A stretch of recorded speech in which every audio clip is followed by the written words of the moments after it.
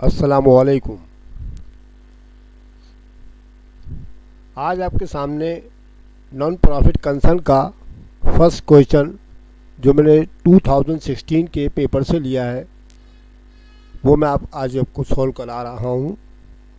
आप ये सवाल देख लें, सामने आपके राइटिंग है, राइट कर दिया है मैंने, रेसिट एंड पेमेंट्स, और ऊपर सवाल में लिखा है following is the receipt and payment account of Gold Star Hockey Club for the year ended December 31, 2015। Gold Star Hockey Club का ये हिसाब किताब है। हमने इसका रिक्वायरमेंट देखना पड़ेगा कि क्या लिखा है। तो रिक्वायरमेंट देखें बेटा, नीचे लिखा हुआ है, रिक्वायर्ड लिखा हुआ आपके सामने। प्रिपेयर करना है अपने इनकम एंड एक्सपेंडिचर अकाउंट, ठीक है। सिर्फ एक ही रिक्वायरमेंट है इसका, प्रिपेयर करना है आपने क्या, एक्सपेंडिचर अकाउंट, वो इनकम एंड एक्सपेंडिचर अकाउंट मालूम करना है आपको, और दिसंबर 31, 2015 का, ठीक है। तो ये आपके सामने सवाल लिखा है, आपने 10 में देख ले, चेक कर ले अच्छी तरह से। इसका कुछ तरीका कुछ ये होता है कि आपको एक रेसिट एंड पेमेंट हिसाब किताब दे दिया जाता है, जो आपने वसूल की है और जो आपने पेमेंट्स करी हैं वो सब आपको दोनों चीज़ों का हिसाब किताब दे दिया जाता है। जैसे कि मैंने आपको इंट्रोडक्शन की वीडियो में आपको करा रखा है ना, तो उसी तरीके से आपने ये करना है। बिल्कुल मैंने आपको सारे रिक्वायरमेंट उसको मैं बता दिए थे, उसके मुताबिक करना है आपने। देखिए रेसिट में सबसे पहले बैलेंस ऑफ कैश लिखा हुआ है 67,500, सब्सक्रिप्शन 1,05,000 रुपये लिखिए, डोनेशन जो है 28,200 है, और सेल ऑफ टिकट्स जो है 60,000 है। जबकि पेमेंट्स के अंदर ये सारे के सारे एक्सपेंसेस आपको लिखे हुए हैं।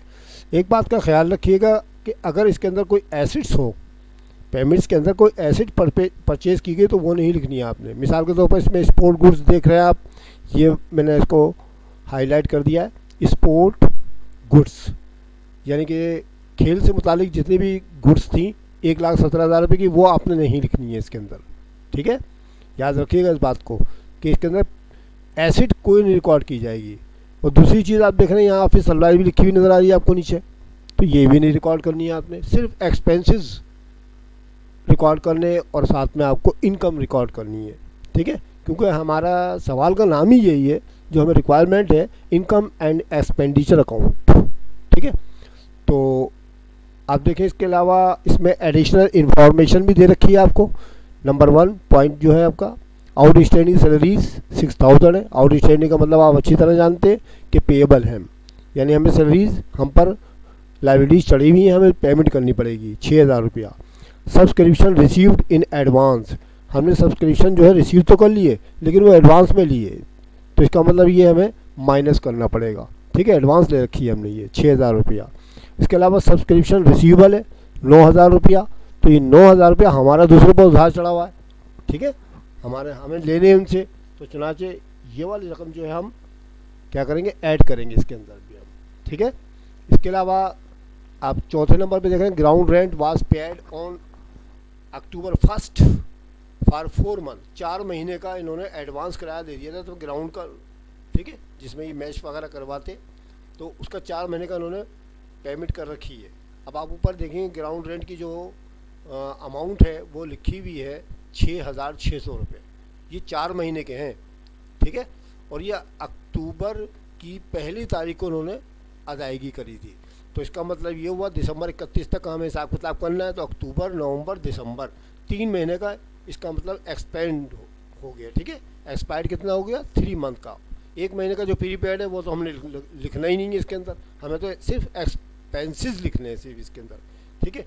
तो बेटा सबसे पहले मैंने आपको कैलकुलेशन करके दिखा दी है, तो आप कैलकुलेशन पहले कर लिया करें, फिर एक्सपेंडिचर अकाउंट के अंदर, इनकम एंड एक्सपेंडिचर अकाउंट के अंदर आप रिकॉर्डिंग कर दिया करें। देखिए सबसे पहले कैलकुलेशन देखिए एडजस्टमेंट में, और ये सामने आपके पेमेंट्स लिखी हुई हैं, ठीक है।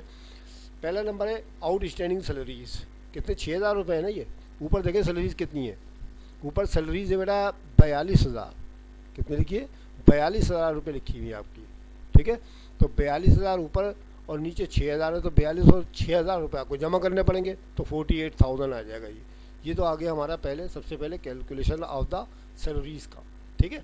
उसके बाद सब्सक्रिप्शन रिसीव्ड इन एडवांस 6,000 रुपया है, तो मैंने सब्सक्रिप्शन की कैलकुलेशन करके दिखा दी क्योंकि इसमें ज़रा कुछ डिफ़िकल्टी थी।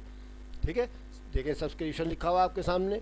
सबसे पहले ऊपर का अमाउंट देखिए आप कितना 105,000। मैं आपको निशान भी लग करके दिखा देता हूँ ताकि आपको समझ में आ जाए।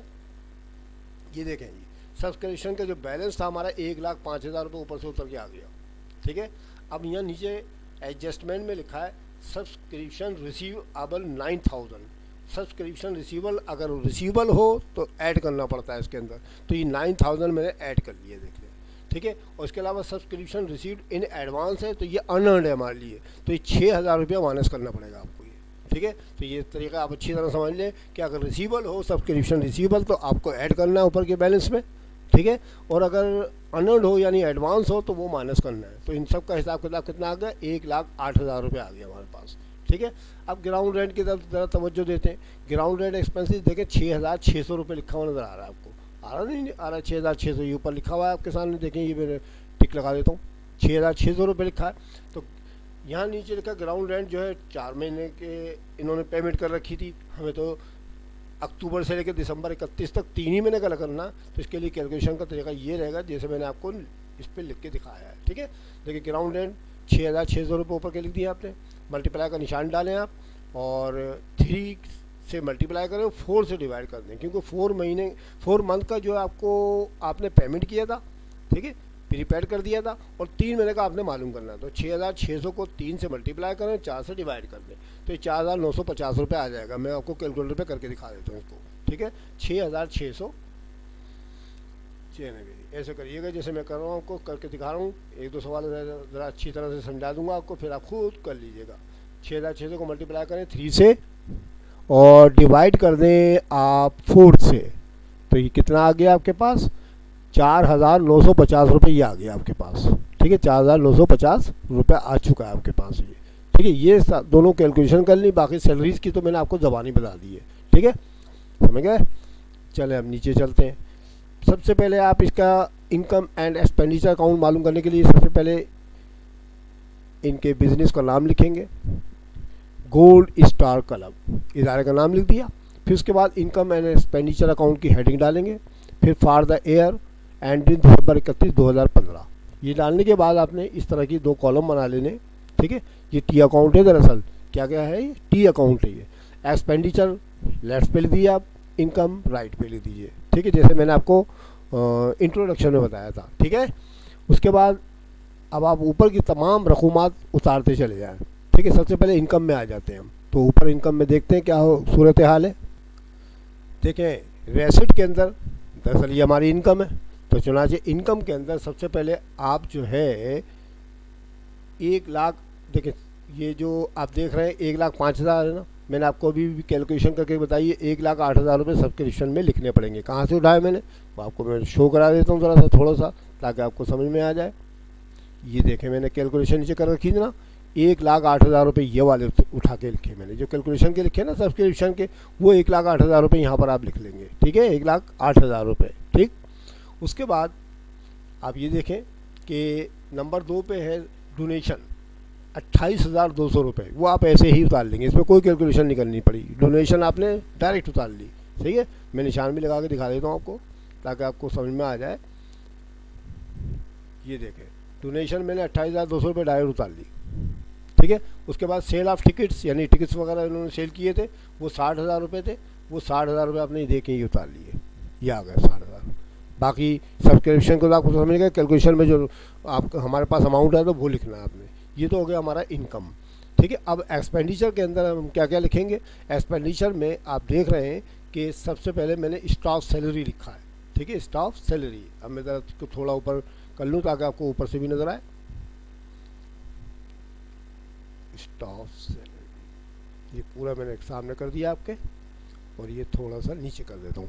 देखिए जी सैलरीज 42,000 रुपये थी ना, और नीचे आप देख रहे थे कि आउटस्टैंडिंग सैलरी 6,000 थी, तो 42 जमा 6 कितने 48,000 रुपये आ गए। ये आपके सामने 48,000 रुपये लिखे हुए, यहाँ भी शो कर दिया मैंने 42,000 प्लस 6,000, क्योंकि पेएबल अमाउंट जो है ना ऐड करना पड़ता है हमें बैलेंस के अंदर। ठीक है, उसके बाद नंबर 2 पे आप देख रहे हैं कि इसके अंदर ग्राउंड रेंट एक्सपेंसेस 6,600 के साथ था, वो भी मैंने आपको भी कैलकुलेशन 4,950 रुपये की करके दिखाई थी। ये देखिए ये वाली रकम डायरेक्ट यहाँ पर आ गई।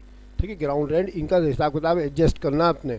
ठीक है, 4,950 रुपये यहाँ लिख दें आप। उसके बाद यूटिलिटी एक्सपेंसेस आप देख रहे हैं ऊपर कितने हैं, तो यूटिलिटी एक्सपेंसेस जो है बेटा 24,000 रुपये ना, 24,000 रुपये डायरेक्ट लिखते हैं आप, इसमें कोई एडजस्ट नहीं हुआ है। उसके बाद सिटी एक्सपेंसेस है, सिटी एक्सपेंसेस 2,100 रुपया, वो भी आप ऐसी के ऐसी लिख दें। ठीक है, अभी मैं आपको निशान भी लगा के बता दूंगा। ट्रांसपोर्टेशन 12,000 रुपया लिखी है, तो देखें ऊपर वाली लिखी है मैंने 12,000 रुपया। ठीक है, हो गया। अभी मैंने भी आपको मना किया था कि स्पोर्ट्स गुड्स जो है एसिड्स है हमारी, इसके अलावा ऑफिस सप्लाईज जो है एसिड्स है, क्योंकि इसके साथ एक्सपेंस तो लिखा नहीं है। ठीक है, तो चुनाचे ये रिकॉर्ड नहीं करनी है आपने बस। ठीक है, दो चीज़ें छोड़ दें आप, ये एसिड्स हैं, हमें तो एक्सपेंसेस रिकॉर्ड करने। ठीक है, समझ में आ गया तरीक़ेकार। तो ये सूरत हाल थी जो मैंने आपको बता दी।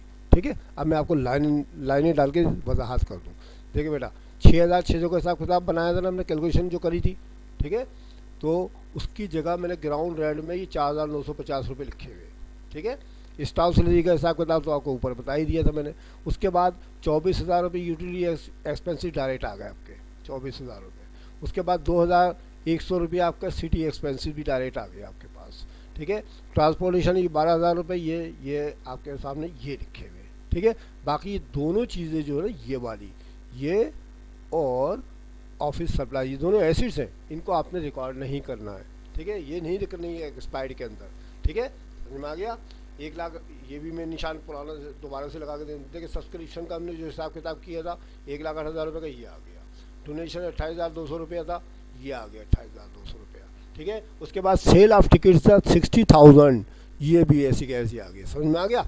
अब आपने क्या करना, कैलकुलेटर उठाना और फटाफट हिसाब लगा देना और जवाब निकाल देना इसका। ठीक है, कर लें जवाब इसका, निकाल देते हैं फटाफट।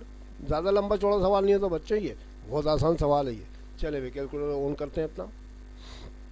1,08,000, 28,200 और 60,000 तीनों को जमा करना आपने। ठीक है, तीनों को जमा करना आपने। 1,08,000 108,000 प्लस का निशान डालें आप। 28,200 रुपये लिखे, 28,200 रुपये ये लिख दें आप, प्लस का निशान डाल लें आप। उसके बाद 60,000 लिख दें आप, 60,000 ये ले जी, बराबर का निशान डालें तो ये आ गया 1,96,200। ये देखें आपके सामने लिखा हुआ है 1,96,200। अब आपने क्या करना है, माइनस करना है कि क्रेडिट, यानी कि आपने इनकम को रिकॉर्ड ऐड कर लिया ना। अब इसमें से सारी रकमें जितनी एक्सपायर्ड थी ना, सबको माइनस कर दें आप। माइनस का निशान डालें और 48,000 लिख दें, 48,000। फिर माइनस का निशान डालें 4950, 4950।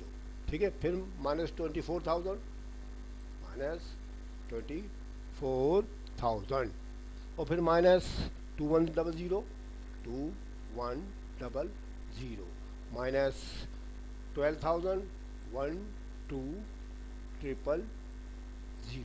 बराबर का निशान डालें। आपके पास आ गया 1,05,150 का आएगा, प्लस का आया कि माइनस का आया। ठीक है, प्लस का आया तो फ़ायदा हो गया आपको, क्योंकि आपकी इनकम ज़्यादा है। ठीक है, इनकम ज़्यादा है, एक्सपेंसेस कम होंगे, जब भी तो प्लस का आ गया यहाँ पर। अगर यहाँ प्लस का निशान आया करे तो सर प्लस होता है। नेट प्रॉफिट को इसमें सर प्लस का लफ्ज़ कहा जाता है। ये बैलेंसिंग फिगर आपको नज़र आ रही होगी, ये 1,05,150 देखें मैंने लिखा हुआ है यहाँ पर। ठीक है, मैं इसको हटा देता हूँ। देखिए सर प्लस लिखूंगा मैं यहाँ, और बैलेंसिंग फिगर 1,05,150 रुपये जो आई थी वो यहाँ लिख के मैं इसको एडजस्ट कर दूंगा 196,200, 196,200। ठीक है, ये होता है बेटा सवाल ही आना। ठीक है, कोई मुश्किल नहीं है, परेशान नहीं होइएगा, बिल्कुल है ऐसी, बिल्कुल सिंपल अंदाज में करना है। ठीक है, समझ में आ गया।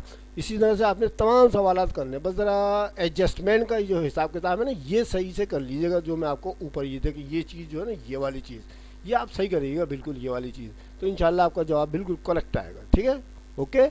अगर आपको मेरी वीडियो अच्छी लगी हो तो उसको अपने साथियों को शेयर करें, दोस्तों को, रिलेटिव्स को, और बेल आइकन ज़रूर दबा दें ताकि आपको आने वाली वीडियो बर वक्त मिल सकें। अगर किसी बच्चे ने सब्सक्राइब नहीं किया तो सब्सक्राइब कर लें। इंशाल्लाह अगली वीडियो में फिर आपसे मुलाकात होगी, तब तक के लिए खुदा हाफिज़।